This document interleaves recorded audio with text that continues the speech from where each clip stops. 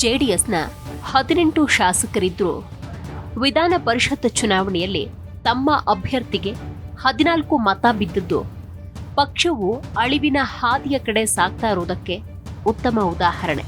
ತಮ್ಮ ಶಾಸಕರಿಗೆ ಪಕ್ಷದ ಮೇಲೆ ನಂಬಿಕೆಯೇ ಇಲ್ಲದಂತಾಗಿದೆ. ಮೈತ್ರಿ ಹೀಗೆಯೇ ಮುಂದುವರೆದರೆ ಜಾತ್ಯತೀತ ಪಕ್ಷ ಜೆಡಿಎಸ್ ಕೋಮುವಾದಿ ಪಕ್ಷದ ರಾಜಕೀಯ ಆಟಕ್ಕೆ ಬಲಿಯಾಗಿ ತನ್ನ ಅಸ್ತಿತ್ವವನ್ನು ಕಳೆದುಕೊಳ್ಳುವಲ್ಲಿ ಯಾವುದೇ ಅನುಮಾನವಿಲ್ಲ. 2028ರ ಚುನಾವಣೆಯಲ್ಲಿ ಜೆಡಿಎಸ್ ತನ್ನ ಎಲ್ಲ ಮತ ಬ್ಯಾಂಕ್ ಬಿಜೆಪಿಗೆ ಒಪ್ಪಿಸಿ ಕೈಕಟ್ಟಿ ನಿಲ್ಲುವಂತಾದರೂ ಅಚ್ಚರಿ ಪಡಬೇಕಾಗಿಲ್ಲ ಅನ್ನುವಂತಹ ವಾತಾವರಣ ನಿರ್ಮಾಣವಾಗಿದೆ ಅನ್ನುವ ಟೀಕೆ ವ್ಯಕ್ತವಾಗ್ತಿದೆ. ಜೆಡಿಎಸ್ ಒಂದು ಕಾಲದಲ್ಲಿ ಪ್ರಬಲವಾದ ಪ್ರಾದೇಶಿಕ ಪಕ್ಷವಾಗಿ ತನ್ನದೇ ಆದ ಹೆಜ್ಜೆ ಗುರುತು ಮೂಡಿಸಿತ್ತು. ಜನತಾದಳ ಪಕ್ಷದ ವಿಭಜನೆಯಿಂದಾಗಿ ಕರ್ನಾಟಕದಲ್ಲಿ 1999ರ ಮೊದಲ ವಿಧಾನಸಭಾ ಚುನಾವಣೆಯಲ್ಲಿ ಗೆಲುವು ಸಾಧಿಸಿದ ಜೆಡಿಎಸ್ 10 ಸ್ಥಾನಗಳನ್ನು ತನ್ನದಾಗಿಸಿಕೊಂಡಿತು. ನಂತರ 2004ರ ಚುನಾವಣೆಯಲ್ಲಿ 58 ಸ್ಥಾನ ಗೆದ್ದು ಕಿಂಗ್ ಮೇಕರ್ ಪಾತ್ರ ವಹಿಸಿ ಮೊದಲು ಕಾಂಗ್ರೆಸ್ ಜೊತೆಗೆ ಮೈತ್ರಿ ಮಾಡಿಕೊಂಡು ಸರ್ಕಾರ ರಚಿಸಿತು. ನಂತರ ಬಿಜೆಪಿ ಜೊತೆಗೆ ಸರ್ಕಾರ ರಚಿಸಿ ವಿವಾದಕ್ಕೆ ಕಾರಣವಾಯಿತು.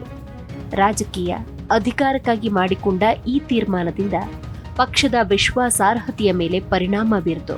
ಇದರ ಪ್ರಭಾವ 2008ರ ಚುನಾವಣೆಯಲ್ಲಿ ಜೆಡಿಎಸ್ 28 ಸ್ಥಾನಕ್ಕೆ ಇಳಿಯುವಂತೆ ಮಾಡಿತು. 2013ರ ಚುನಾವಣೆಯಲ್ಲಿ ಜೆಡಿಎಸ್ 40 ಸ್ಥಾನಗಳನ್ನು ಗೆದ್ದು ಸ್ವಲ್ಪ ಏರಿಕೆ ಕಂಡಿತು. ಇದಾದ ನಂತರ 2018ರ ಚುನಾವಣೆಯಲ್ಲಿ 37 ಸ್ಥಾನಗಳನ್ನು ಗೆದ್ದು ಮತ್ತೆ ಕಾಂಗ್ರೆಸ್ ಜೊತೆಗೆ ಮೈತ್ರಿ ಮಾಡಿಕೊಂಡು ಸರ್ಕಾರ ರಚಿಸಿ ಎಚ್.ಡಿ. ಕುಮಾರಸ್ವಾಮಿ ಮುಖ್ಯಮಂತ್ರಿಯಾಗಿ ಅಧಿಕಾರ ವಹಿಸಿಕೊಂಡರು. ಆದರೆ 2023ರ ವಿಧಾನಸಭಾ ಚುನಾವಣೆಯಲ್ಲಿ ಕೇವಲ 19 ಸ್ಥಾನಗಳಲ್ಲಿ ಗೆಲುವು ಸಾಧಿಸಿತು.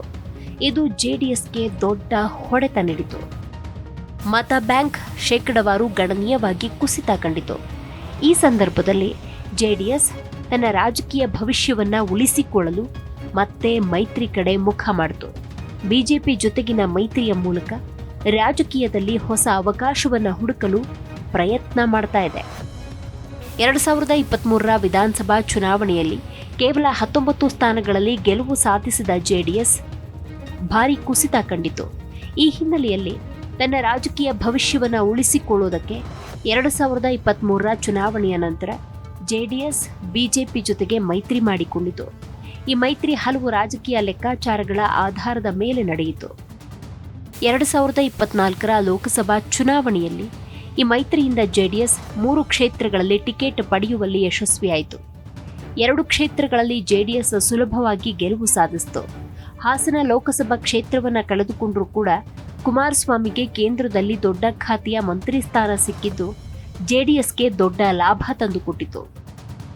ಆದರೂ ಬಿಜೆಪಿ ಜೊತೆಗಿನ ಮೈತ್ರಿಯನ್ನ ಸ್ವತಃ ಜೆಡಿಎಸ್ ಶಾಸಕರು ನಾಯಕರೇ ಸಾರ್ವಜನಿಕವಾಗಿ ವಿರೋಧಿಸಿದ್ದಾರೆ. ಕೆಲವು ಕ್ಷೇತ್ರಗಳಲ್ಲಿ ಬಿಜೆಪಿ ಮತ್ತು ಜೆಡಿಎಸ್ ನಾಯಕರು ಎದುರಾಳಿಗಳಾಗಿದ್ದಾರೆ. ಹಾಗೆಯೇ ಪಕ್ಷದ ಸಿದ್ಧಾಂತ, ರಾಜಕೀಯ ನಿಲುವುಗಳ ವಿರೋಧಗಳು ಕೂಡ ಇದೆ. ಕೆಲ ಬಿಜೆಪಿಗಳು ಈ ಮೈತ್ರಿಯ ವಿರುದ್ಧವಾಗಿ ಆಗಾಗ ಮಾತಾಡ್ತಾ ಇರುವುದು ಎಲ್ಲರಿಗೂ ತಿಳಿದಿರೋ ವಿಚಾರವೇ.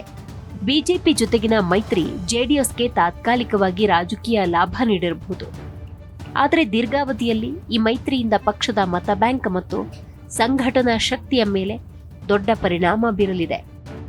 2 ವರ್ಷಗಳಲ್ಲಿ ಜೆಡಿಎಸ್ ಹೊಸ ಸವಾಲುಗಳನ್ನು ಎದುರಿಸ್ತಾ ಇದೆ. ವಿಶೇಷವಾಗಿ ಜೆಡಿಎಸ್ ತನ್ನ ಸ್ವತಂತ್ರ ಅಸ್ತಿತ್ವವನ್ನು ಕಳೆದುಕೊಳ್ತಾ ಇದೆಯಾ ಅನ್ನೋ ಪ್ರಶ್ನೆ ರಾಜಕೀಯ ವಲಯದಲ್ಲಿ ಕೇಳಿ ಬರ್ತಾ ಇದೆ.